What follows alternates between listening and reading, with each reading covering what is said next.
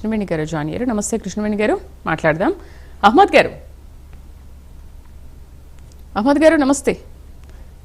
అహ్మద్ గారు, వైఎస్ఆర్సీపీ శ్రేణులను ఇబ్బంది పెట్టే వారి పేర్లను డిజిటల్ బుక్ లో నమోదు చేసే వీలుంది. రెడ్ బుక్ బాధితులు తమకు జరిగిన అన్యాయాన్ని అందులో పేర్కొనవచ్చు అని ఇవాళ ఒక డిజిటల్ డైరీని లాంచ్ చేశారు. సో ఈ పేర్లన్నీ కూడా అందులో నమోదు చేయొచ్చు అని చెప్పారు.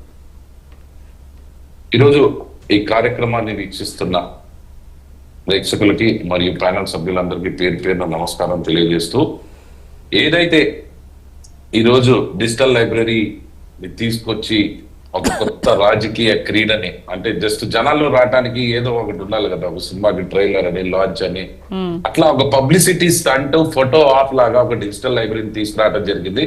కానీ ఒక్క విషయం, అన్నగారు ఇందాక చాలా విషయాలు చెప్పారు, కానీ ఒక్క విషయం మీరు గమనించాల్సింది ఏంటంటే, తెలుగుదేశం పార్టీ ప్రతిపక్షంలో ఉన్న ఫస్ట్ రోజు, సెకండ్ రోజు, ఫస్ట్ సంవత్సరం, రెండో సంవత్సరం రెడ్ బుక్ ని తీసుకురాలా.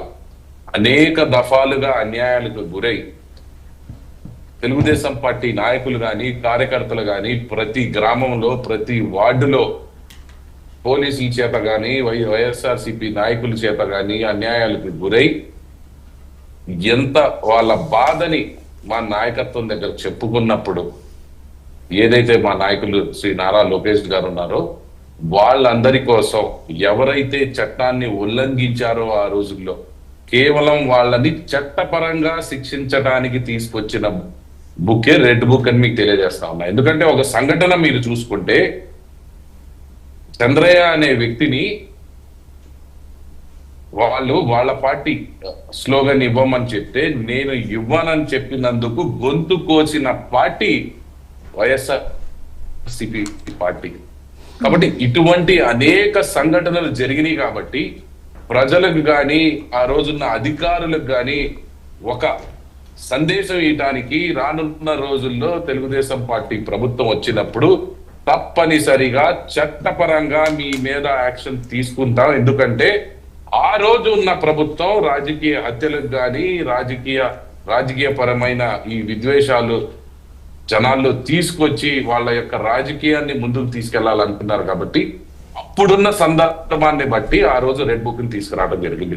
ఒకసారి మీరు నారా లోకేష్ గారు ఎక్కడ మాట్లాడినా ఒకసారి మీరు వింటే ఆయన ఒకే మాట చెప్తారు. ఏం చెప్తారు? చట్టపరమైన తీసుకుంటాం కానీ పర్సనల్ గా ఏమి చేయం. ఎవరు చట్టాన్ని ఉల్లంఘించారో, ఎవరు అధికారాన్ని యూజ్ చేసి మా నాయకుల్ని ఏదైతే వేధించారో వాళ్ళకి మాత్రమే ఈ రెడ్ బుక్ ఉండిద్దని చెప్పడం జరిగింది. అదే చెప్తున్నారు కదా, దాని గురించి కూడా చెప్తారు. వాళ్ళు కూడా అదే అంటారు, మా కార్యకర్తలకి, మా బాధితులకి ఎవరికైనా ఏమంటున్నానంటే, అలా వచ్చిన రెడ్ బుక్ ని ఆ రోజు రెడ్ బుక్ వచ్చిన రోజు నానా మాటలు అన్నారు. 4 పేర్లు గుర్తుండవా అని ఒక నాయకుడు, రెడ్ బుక్ తీసుకుంటే ఒకలాగున్నారని ఇంకో నాయకులు, రెడ్ బుక్ మర్చేసి ఏదో చేసుకోమని ఒక నాయకుడు. ఎందుకంటే ఆ రోజు వాళ్ళు డిఫెన్స్ లో పడ్డారు, వాళ్ళు దారుణాలు చేశారు కాబట్టి వాళ్ళ పేర్లు వస్తాయని భయపడి వాళ్ళు మాట్లాడటం జరిగింది. కానీ ఈ రోజు దాకా మేము ఎవరినైనా ఈ ప్రభుత్వం నుంచి అన్యాయంగా అరెస్ట్ చేయడం జరిగిందా? ఎవరినైనా అన్యాయంగా జైల్లో వేయటం జరిగిందా? వాళ్ళు చేసిన పనులు, గత ప్రభుత్వం వాళ్ళు చేసిన అన్యాయాలు, అప్పుడున్న కంప్లైంట్ల మీదే ఇప్పుడు కూడా యాక్షన్ తీసుకోవడం జరిగింది. కానీ మేము రాజకీయ పరంగా ఎవరిని ఈ రోజు దాకా, ఎందుకంటే ప్రేక్షకులుగా మీకు తెలుసు మేడం, మీరు ఇక్కడ ఎవరిని ఇబ్బందులకు గురి చేయలేదు. నేను చెప్పేది ఏంటంటే, అసలు నిజంగా రాజకీయ పరమైన విద్వేషాలు చేయాలంటే అసలు ఎంతమంది లోపలికి వెళ్ళిపోవాలో ప్రజలకు తెలుసు, మీకు తెలుసు, ప్యానల్ సభ్యులకి తెలుసు. కానీ మా నాయకుడు ఏదైతే ఉన్నారో ఒక సిద్ధాంత పరంగా, ఎందుకంటే నారా చంద్రబాబు నాయుడు గారు ఎప్పుడైతే ముఖ్యమంత్రి అవుతారో, నేను ఇది మీ అందరికీ చెప్పాలనుకుంటున్నాను, ఆయన సిస్టమ్ ని స్ట్రెంథెన్ చేస్తారు. ఆయన ఫోకస్ మొత్తం సిస్టమ్ మీదే ఉండిద్ది. అడ్మినిస్ట్రేషన్ ని స్ట్రెంథెన్ చేసి తద్వారా ప్రజలకి పరిపాలన అందించాలనుకునే నాయకుడు నారా చంద్రబాబు నాయుడు గారు. కాబట్టి ఎప్పుడైతే అధికారులు, సిస్టమ్ వచ్చిందో ఎటువంటి రాజకీయ పరమైన ప్రేరేపణలు జరగవని మీ అందరికి తెలియజేస్తా ఉన్నా. అలాగే అన్నగారు చెప్తా ఉన్నా, ఇవాళ చాలా అట్టహాసంగా మీ బుక్ లాంచ్ చేశారు. కానీ మేమైతే గత 14-15 నెలల నుంచి ఒక మంచి పరిపాలన అందిస్తా ఉన్నాం. ఎవరిని అన్యాయంగా ఈ రోజు దాకా ఎవరి మీద అన్యాయంగా కేసులు పెట్టలేదు. అలాగే మీకు ఒక మాట చెప్తా ఉన్నా, ఏ వైఎస్ఆర్సీపీ కార్యకర్తలైతే నాయకులైతే గత 5 ఏళ్ళు విచ్చలవిడిగా మా నారా లోకేష్ గారి మీద పోస్టులు పెట్టడం కానీ ఇటువంటి ఇవి చేసి మొన్నటికి మొన్న నేను మీకు కావాలంటే ఇప్పుడు నా దగ్గర చేతిలో లేదా ఈ ఫోన్ లోనే ఉంది అది, తను అనరాని మాటలు నారా లోకేష్ గారి కంటే అనినా మొన్న బ్రెయిన్ సర్జరీ జరిగిందని చెప్పి తను పోస్ట్ పెడితే దాన్ని ఇమ్మీడియట్ గా టేకప్ చేసి ఆయనకి రిలీఫ్ ఫండ్ ఇప్పించిన నాయకుడు నారా లోకేష్ గారు అని తెలియజేస్తా ఉన్నాను. కాబట్టి ఇంకో మాట కూడా చెప్పారు అన్నగారు ఇందాక, నారా చంద్రబాబు నాయుడు గారు వైఎస్ఆర్సీపీ చేయొద్దన్నారు. మీరేంటో భయపడుతున్నారా ఏంటి? ఇప్పుడు వాళ్ళు డిజిటల్ బుక్ లాంచ్ చేశారు అంటే భయపడుతున్నారా? మేము ఎటువంటి అన్యాయాలకు గురి చేయలేదు, ఎవరి పేర్లు కూడా రాయడానికి వీల్లేదు అని అంటే మీరు ఏమీ చేయలేదని మీరు కప్పిపుచ్చుకుంటున్నారా? లేకపోతే నేను ఒక మాట చెప్తాను మేడం, మేము ప్రభుత్వంలోకి వచ్చి 14 నెలలు ఇది రాక్షస పాలన మీద పోరాడి గెలిచి ఎదురించి వచ్చాం.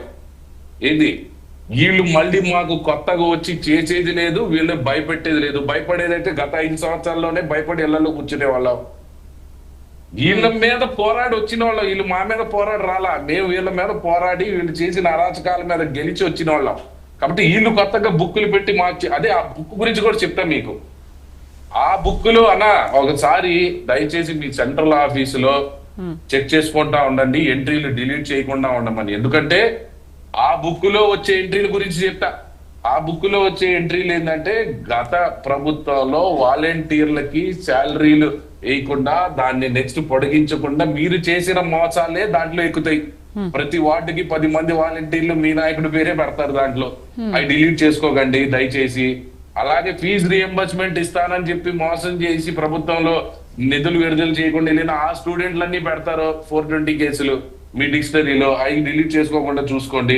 కాంట్రాక్టర్లకి బిల్లులు ఇవ్వకుండా ఆఖరికి పులివెంద కాంట్రాక్టర్లు కూడా మోసం చేయడం జరిగింది కాబట్టి వాళ్ళు పెడతారు. 4 పోలవరం గురించి 10 రోజుల్లో చేస్తాం, 5% చేస్తాం, 50% చేస్తాం అని చెప్పిన మీ మంత్రుల మీద వస్తాయి కంప్లైంట్లు, అవి దాచిపెట్టుకోండి. మీరు సన్న బియ్యం ఇచ్చేస్తాం అని చెప్పిన సివిల్ సప్లైస్ మంత్రి మీద వస్తే అవి దాచిపెట్టుకోండి. ఎందుకంటే మీరు ఇప్పుడు రేపటి రోజు డిజిటల్ లైబ్రరీ ఒక 3 రోజులు 4 రోజుల తర్వాత చూస్తే ఫస్ట్ నుంచి లాస్ట్ దాకా మీ పేర్లే కనపడతా ఉంటాయి. మమ్మల్ని ఎట్ట మోసం చేశారు ఎటు మీరు 5 సంవత్సరాలు జనాల్లో తిరగలేదు, జనాల బాధ ఇల్లా. సో ఇవన్నీ మీరు రెడ్ బుక్ లో రాసి పెట్టుకున్నారా? రెడ్ బుక్ లో రాసి పెట్టుకున్నారా? మీ రెడ్ బుక్ లో ఏమున్నాయి? మీరు ఇప్పుడు ఇవన్నీ చెప్పారు కదా మీరు డిలీట్ చేసుకోకండి అని, మీరు ఇవన్నీ కూడా రెడ్ బుక్ లో నమోదు చేసుకున్నారా? మా రెడ్ బుక్ లో నమోదు చేసుకున్నవి కేవలం ఎవరైతే అన్యాయంగా అధికారాన్ని వాడి ప్రజల్ని గాని తెలుగుదేశం పార్టీ నాయకులు గాని చివరిగా వారి వైఎస్ఆర్సీపీ ఎంపీని ఇబ్బంది పెట్టినా దాన్ని రాసుకొని వారికి న్యాయం చేయటమే రెడ్ బుక్ యొక్క లక్ష్యం. మీకెందుకు శ్రమ? వాళ్ళే రాసుకుంటున్నారు, ఇప్పుడు వాళ్ళే చెప్తున్నారు కదా మా కార్యకర్తలకు ఎవరికి ఎటువంటి అన్యాయం జరిగినా అందులో నమోదు చేయండి అంటున్నారు. మీకు ఆ శ్రమ తప్పించారు వాళ్ళు. మాకు శ్రమ తప్పించారు, రాసుకోమనండి. బాగా రాసుకున్నా మా పేర్లు రావంటున్నా దాంట్లో. రాసుకున్నా చూద్దాం, ఇప్పుడే స్టార్ట్ అయింది కదా ఈ రోజు.